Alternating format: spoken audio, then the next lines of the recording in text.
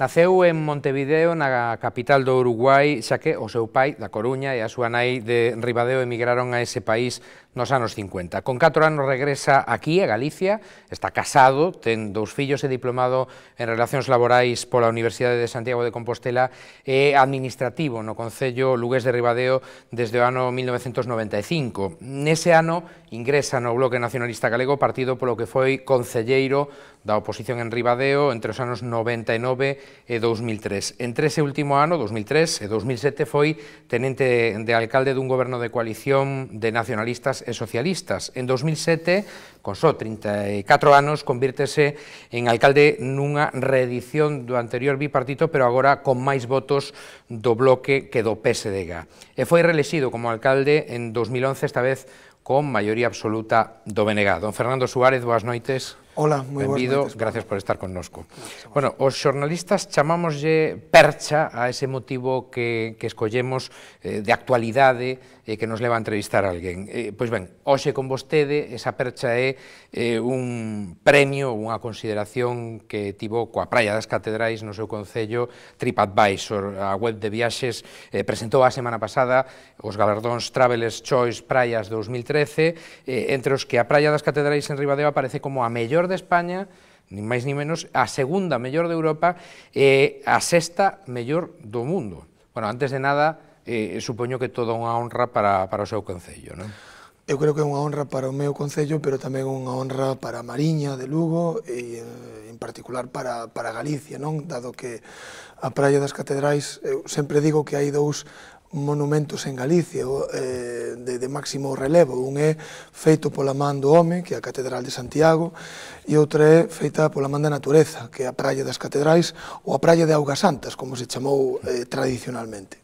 Para ver a dimensión que ten esa elección da Praia das Catedrais, quizá conveña mencionar tamén que o segundo areal galego que aparece nese ranking de TripAdvisor é a Praia da Lanzada, en Pontevedra, como séptima mellor de España. Claro, vostedes son a mellor de España, dicíamos a segunda de Europa, a sexta do mundo. Sí, realmente non é por unha votación dos meus veciños de Ribadeo, sino que por unha web de ámbito internacional onde millóns de persoas que demandan saber algo máis dos seus destinos de visita, votan e aportan as súas opinións, e a nosa Praia das Catedrais realmente non é a primeira vez xa que algún tipo destas páxinas web se fan eco desta incidencia, desta maravilla da natureza que temos, pero sí que é a primeira vez que de alguna maneira moi potente como desta volta poñen a Galicia no mapa a través da Praia das Catedrais. Que foi elexida entre 276 praias de todo o mundo en base ás opinións, como decía vostede, de millóns, de miles de viaxeiros de todo o globo. Tal é o grado de coñecemento que ten a Praia das Catedrais no planeta? É unha cuestión que sen dúbida é unha praia, que máis que praia é un areal, dado que en Marea Alta non existe, afortunadamente, para a súa conservación, pero é algo que se foi difundindo nos últimos anos un pouco a través tamén dos medios de comunicación de ámbito estatal, de ámbito internacional, que foron descubrindo, dado que hai 30 anos ninguén falaba das catedrais, non? E agora é o día que Ribadeo, aínda que ten unha tradición turística importante e aínda que cada vez recibimos máis e máis xente, a maioría da xente que chega a Ribadeo, o primeiro que di é que teño que facer para ir ver a Praia das Catedrais, e hai xente que ven a Ribadeo adrede para ver esta maravilla da natureza. As praias, por certo, nese ranking máis valoradas son as de Galicia, Andalucía, País Vasco, Baleares e Canarias. As catedrais é un espectáculo natural, indudable, como di vostede, que aparece en toda a boa guía da nosa comunidade autónoma, exposición fotográfica, feira que se prece, e visitada ademais por milleiros de persoas cada ano. Sabe aproximadamente cantas persoas poden pisar ese areal? Non temos un contador mecánico, pero todos os anos, nestes últimos anos, sempre lles mando aos rapaces que están ali de socorristas que un día de verán ou chou, collan nunha baixa mar, porque en Marea Alta non existe praia, e que conten, non? E o ano pasado, nunha tarde de agosto, contaron unhas 6.000 persoas que entraron e saíron desa praia. O cal, iso, comparado cunha praia do Levante de kilómetros de longo, tampouco é tanto, pero Si pensamos que unha praia que en Marea Baixa pois ten como moito 1 kilómetro de longo, que en Marea Alta non ten ningún só metro, pois desde logo fai referencia na cantidad de persoas e de xente que acude a ese areal.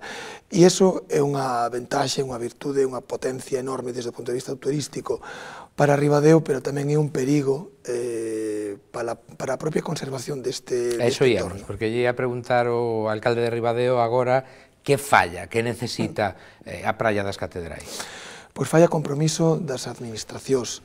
Eu non me refiro que o compromiso agora teña que ser pavimentala, nin que teña que ser facer grandes paseos marítimos, nin se precisa, nin se necesita, nin se queren, todo eso. Que piden concretamente?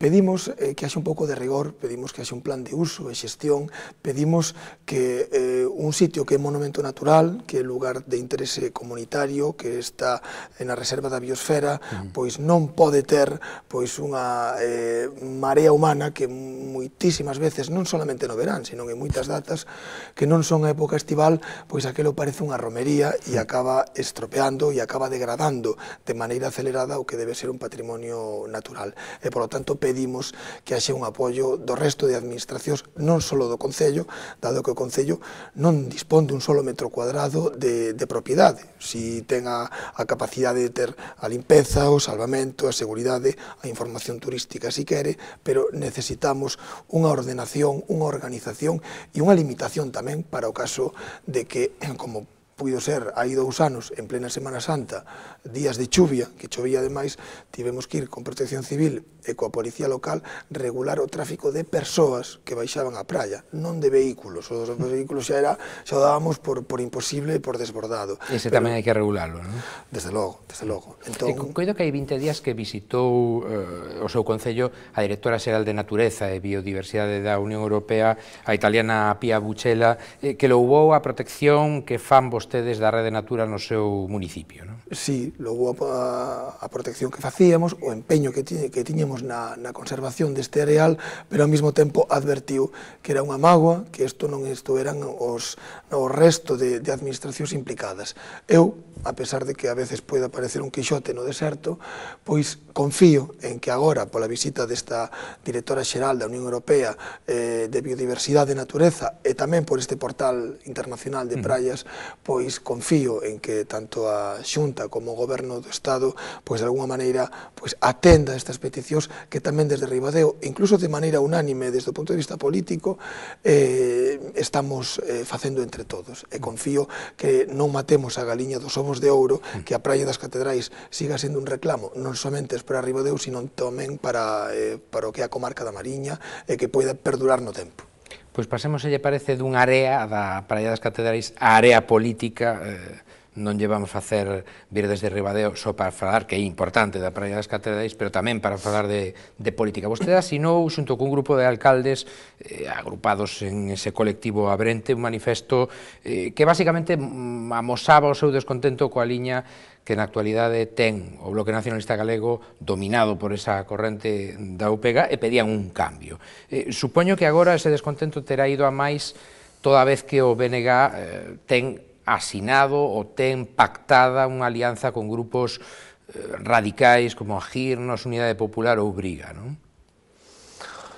É evidente que o meu posicionamento político non está no que é tentar ir a unha marginalidade, que eu particularmente non son unha persoa moi orgánica, sempre fui unha persoa un pouco máis institucional no sentido de traballo de representación da miña formación política, na que milito desde hai 18 anos, na que me sinto nacionalista, e para min o BNG é un instrumento, non é nin é o final, nin é a panacea, é un instrumento de servicio a este país. Pero cree vostede, como eu, que ese é un camiño ermo, un camiño sen futuro para o seu partido? Eu creo que para intentar, eu sempre poño exemplo de Ribadeo, o BNG pois chegou a ter 3 concelleiros de 13, e o BNG puido escoller moitos camiños, pero escollemos o camiño do diálogo, o camiño de sumar, o camiño de entre todos a xuntar, e ao final o BNG hoxe, a día de hoxe, igual mañá non é así, pero a día de hoxe dispón de maioría absoluta e ten 7 de un total de 13. Eu penso que, desde logo, pareceme que na situación actual do país, de desmantelamento absoluto, de falta de traballo, eu creo que a xente demándanos, primeiro, unidade, no nacionalismo, e demándanos que traballemos xuntos. E eu dubido moito que demande que nos convirtamos nunha forza marxinal e que ademais teimemos en seguir sendo máis residuais. Definiríase vostede a sí mesmo como un nacionalista moderado, socialdemócrata? Eu son socialdemócrata, son nacionalista, e eu, desde logo, eu non teño apelidos, eu querolle a este país. Eu querolle este país, eu a veces que me teñen preguntado en entrevistas por que se fixo nacionalista, pois é difícil, é unha serie de motivacións, pero meu pai tuvo que emigrar deste país hai moitos anos por necesidade, miña mai tamén, e desde logo o que aquí viviron, pois eu creo que do que eu vivín cando era neno, do que eles contaron, de por que tuveron que marchar para fora, pois a mí non me gusta que hoxe xente, incluso que me toca profundamente cercana a min, pois se acaben tendo que marchar para fora porque aquí non hai alternativas. E eu desde logo penso que se nosotros, os galegos, non podemos luitar para construir as nosas alternativas, dificilmente de fora non as van a traer. Por eso son nacionalista, pero eso non quere decir que a maneira de exercitar o meu nacionalismo seña ir a unha marginalidade que creo que así nunca vamos poder gobernar, non o Concello de Ribadeo, que eso é unha quimera pequeniña, senón o conxunto do país, nunca así poderemos gobernar para transformar a sociedade, que é o que quere. Vou facer un pouco, se me permite, de abogado do diaño. Hai moita xente que pensa que Carlos Aymerich, os alcaldes que asinaron ese manifesto que non estaba de acordo coa liña dominante no BNG actual, tenían que ter marchado do partido, pero non o fixeron porque fora dunha marca política coñecida vai moito frío. Bueno, eu creo que eso era algo que se decía anteriormente, creo que eso está absolutamente superado. Hai parte de xente do BNG que se marchou, que está noutra formación política, que a día de hoxe, aínda que seña en coalición con outra formación que nunca foi do BNG, ten maior representación institucional no ámbito parlamentario galego, non? Pero eu, sobre todo, son unha persoa que me gusta ser coherente. Eu presentéme no 2011 polo BNG e o meu mandato, desde logo, estará no BNG, e eu intentarei cambiar o BNG desde dentro, pero eu tampouco podo decir o que vai a pasar no futuro, porque tamén é certo vai ser difícil, que neste presente e no futuro inmediato está cambiando todo tan rápido, socialmente cambia tan rápido que é impensable decir o que vai pasar dentro dun ano. Nin no BNG, nin no país, nin en definitiva na nosa sociedade. Bueno, dentro dun ano non, mañá. Mañá. As cousas cambian dun día para outro de maneira repentina, pero eu o que si sei, eu este sábado en Burela, un concello cercano a Ribadeo, houve unha manifestación espontánea, cacerolada, o que fora, pois para demandar a ampliación de servicios do Hospital da Costa e, sobre todo, que siga tendo unha autonomía de xestión integral para a Mariña que non dependa do de Lugo. E ali coincidimos moitísima xente do BNG, de fora do BNG, nacionalista, galeguista ou, en definitiva, que lle quere este país, non? E eu creo que ese debe ser o norte, non? Mais que ir a cousas marxinais, porque iso é o que eu percibo na cidadanía. Igual, precisamente por ser alcalde, unha veces vive en primeira persoa pois o que lle contan os que pensan como a él, os que non pensan como a él, os que o votaron e os que non o votaron, pero que poden votar. Pero está máis cercano. Falemos un pouco, se lle parece, da reforma da administración local que plantexa o goberno. Cales serían as súas principais alegacións a ese texto? Por onde virían? Porque non vamos a entrar tampouco a todo o detalle da... Básicamente, eu creo que a proposta do Goberno do Estado de cara á reforma da administración local é simple e llanamente intentar matar moscas a cañonazos, non? Explícome. Toda esta limitación de competencias que quere facer a concellos de pequeno tamaño, de pequeno mediano tamaño, porque hasta 20.000 habitantes, limitalos en competencias, homoxeneizarlos a todos e esas competencias trasladalas a un ente superior, efectivamente, as diputacións, que son organismos creados ao albor do que é a Revolución Francesa no século XIX, pero que non teñen un encaixe adecuado nun Estado autonómico, onde existen desde hai 30 anos as comunidades autónomas, e que desde logo as diputacións é un ente que os veciños cando votan aos alcaldes e aos concelleiros, e estes, ao mesmo tempo, votan aos presidentes e os deputados das diputacións. Por lo tanto, non é unha organización de representación directa dos veciños, e pareceme gravísimo que o goberno do Estado lles queira dar as maiores atribucións a algo que os veciños non van a votar directamente. E, desde logo, cargarse, como queren facer, unha administración local que coas súas deficiencias é a máis cercana aos veciños, cando agora sufrimos día a día os recortes nas aportacións do Estado ou da Xunta para servicios básicos, servicios sociais, os veciños a quen veñen é o alcalde, é o concello, non van nin ver ao conselleiro, nin ver ao presidente da Diputación, nin ver ao presidente da Xunta de Galicia. E, polo tanto, pareceme que é absolutamente inoperable isto de matarmos a cañonazos con esta proposta de modificación, que logo o que fan é limitar os salarios, etc., porque tamén, efectivamente, de aí eu entendo que hai que regulalos, e hai veces que hai exemplos, Ribadeo ten 10.000 habitantes e hai alcaldes de concellos veciños ao meu que con aínda non 3.000 habitantes non vou decir que dupliquen o meu salario, pero casi. Cobran moito máis. Entón, eu creo que hai cousas que hai que regular, pero o que non ten sentido tampouco é limitar que concellos de 1.000 habitantes non poida estar liberado unha persoa, aínda que seña cun salario modesto, e, sin embargo, nos concellos das grandes cidades poden ter tropecentos mil liberados e os salarios non lles van a tocar.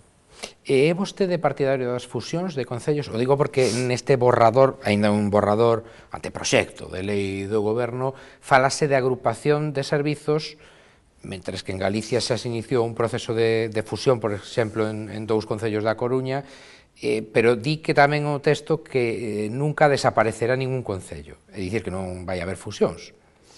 Por lei, alo menos. Eu creo que forzadas é algo que non creo que seña axeitado. Si creo na colaboración.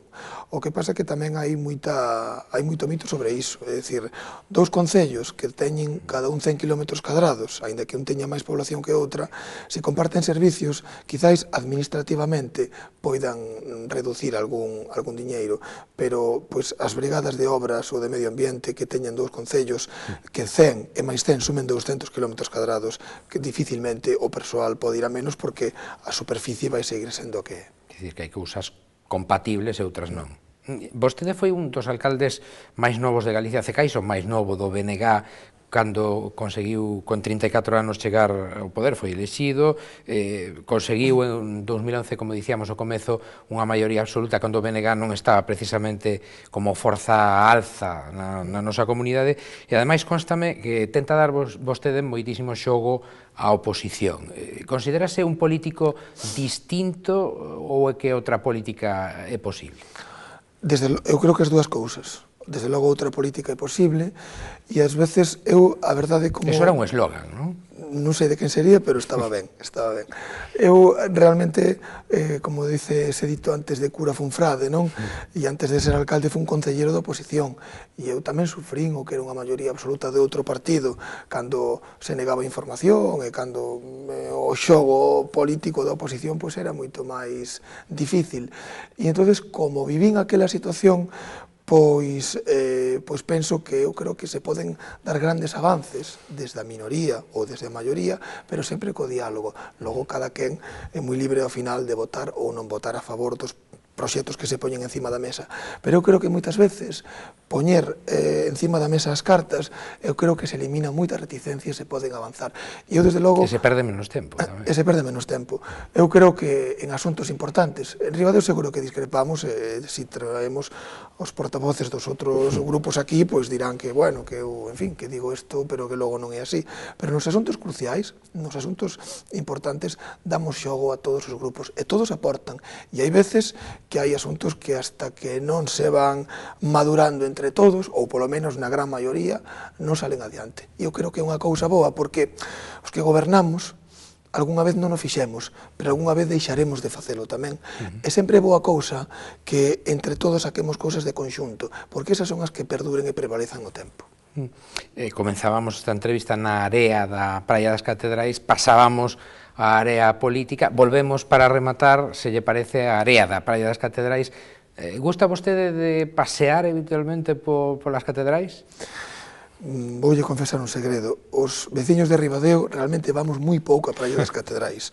Eu creo que son alcalde que me conoce en Ribadeo todo o mundo, eu creo que chego a Praia das Catedrais e son un descoñecido, porque a cantidade de xente de fora que vai ali, que acude ali, é impresionante. Bueno, eso pasa sempre, porque eu son da Coruña e penso que estaría 2 ou 3 veces como máximo na Torre de Hércules, por exemplo, porque está aí, xa temos a praia igual, supoño, non? Sí, porque a Praia das Catedrais non é unha praia para irse bañar, aínda que a xente se poida bañar, pero é unha praia para visitar vestido, é unha praia textil de verdade, onde a xente vai con pantalón, remangado, porque o que leva non é toalla, o que leva é cámara de fotos ou cámara de vídeo, e é o que bueno, pues... Unha praia panorámica. Efectivamente. Bueno, e logo moitas veces, pois, os de Ribadeo, pois, con moita honra, con moito orgullo, pois, nos gusta levar aos de fora, que, por certo, a recomendación é ir en marea baixa, sobre todo unha hora antes da baixa mar, para non frustrar, porque hai veces que chega a xente e dice, fun a Praia das Catedrais, pero non sei que tan bonito é porque non vin nada. Claro. Soña que antes de ir é mellor consultar a pleamar Hai do que día. consultar a táboa de mareas, coller o xornal ou mirar en internet para ir unha hora antes da baixa mar para que permita ir á parte final, que é onde están os arcos, as covas, as furnas, todos eses pasadizos fermosos. Don Fernando Suárez, gracias por estar connosco, gracias por vir desde Ribadeo e ata unha vindeira ocasión e que sigan vostedes acumulando premios para a Praia das Catedrais. Pois moitas gracias, Pablo. Boas noites. E vostedes saben que teñen connosco unha cita aquí en Popular Televisión Galicia, neste o noso espacio de entrevistas Nove Acción, de luns a xoves, ás 9:30, que pasen unha feliz xornada o que queda dela.